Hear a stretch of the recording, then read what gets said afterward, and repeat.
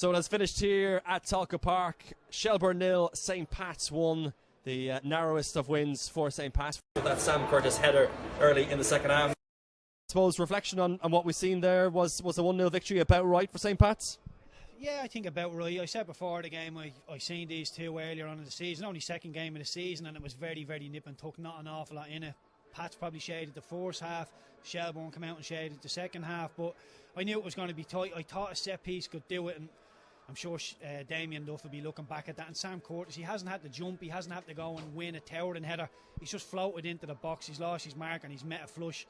It was all too easy, and when games are so tight like that, it's fine margins, and just not defending a decent ball into the box has undone Shelbourne. And you know, you could probably argue that both teams haven't done enough to win it, but Pats have come up with that little bit of quality at the right moment. I suppose when you talk about those moments of quality, the one big moment of quality in the first half, of course the goal came in the second half, was when Ben McCormick crashed the Shelbourne crossbar.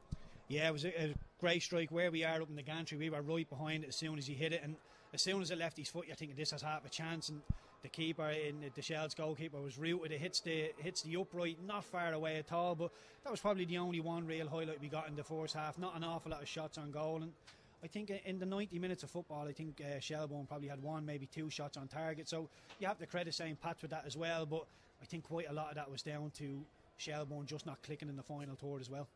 So if you look at it, I suppose, from Damien Duff's perspective and Shelbourne's perspective, a fantastic 3-0 victory against Sligo last week. They came into this one on an 8-match unbeaten run. What went wrong for Shelbourne? I just think they didn't have enough quality. They defended really well, but that's what we've come to expect from the Shelbourne team. They play 5 at the back. They're very, very rigid. They don't give anything up easy. But that ball into the box that he didn't defend, Damien Duff will keep seeing that. When he closes his eyes to go to sleep tonight, he'll be seeing that ball coming into the box. And you're seeing in the last 5 minutes or so, Shelbourne all of a sudden start turning up the intensity. They're putting better balls into the box. Moylan's a bigger threat, and all of a sudden you're thinking Shelbourne look a threat, but too little, too late. And I think Pat's maybe just shaded it. But had it been a draw, I don't think there'd be too many complaints from either side. So that's the Shelbourne perspective. From a St. Pat's perspective, that's serious character shown to come here, come to Tolka Park, get 3 points after losing in Tala against Shamrock Rovers on Monday. Yeah, and look, I think the fans aren't silly. You know, if you lose to Shamrock Rovers, you know, Shamrock Rovers are probably going to win the league. I think we can all assume that safely enough. So there's ways to win games of football, and there's ways to lose. And Pats went to Tala and they swung a few punches. They tried their best. They got undone in the end, but there's a way to lose. They lost the right way, and the fans will take that. And to come here tonight, really good away performance. Like I say, didn't give Shelbourne anything on the counter-attack. In transition, really, really good, and nicked that goal, and ultimately looked comfortable enough for it throughout the 90 minutes. It was billed, of course, as the battle of the European chasers. If you're watching that tonight and assessing two of the European chasers, how do you assess where these two clubs are at in terms of trying to break into those European positions? I think it's a big compliment to Damien Duff and Shelbourne, because I think it's very easy for us to get. This is only Shelbourne's second season in the Premier Division, so the fact that they're even being touted as European contenders is a big achievement for them. You know, anybody else coming up only their second season, you'd imagine they're still going to be flirting with relegation, but nobody's having any sort of that talk at Shelbourne. I think if it's head to head between St. Pat's and Shelbourne for who goes and gets for it, you would probably tip Pat's because they've been there and done it before. And yeah, I just think there's a little bit more class with Pat's, but that's not to say Shelbourne can't do it through sheer doggedness. They probably could, but I think there's just that little bit more class with Pat's. Damien Duff said this week, he said it's a massive game. He kind of compared it to last season's cup final. If it was a massive game for Shelbourne, I know you've said that, look, he'd be disappointed at the goal they conceded here behind us, but what will disappoint Damien most about tonight, apart from the goal?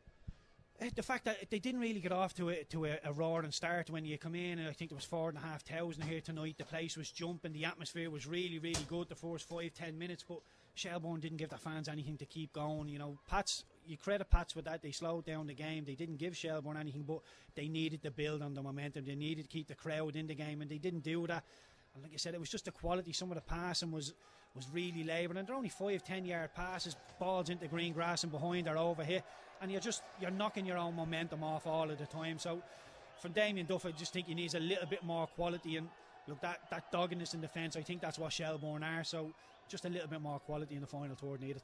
Yeah, St. Pat's fans here behind us are cheering. The player who gave them their biggest cheer of the night, Sam Curtis. Just a word on him. He made his debut as a 16-year-old last year. He's from Navan, teenager, made his debut last year. You know, the youngest St. Pat's player to play in the league in the modern era. He's still only 17. He played for the Irish Under-21s in March, and he scored a big goal there. He's certainly a player whose star is only on the rise.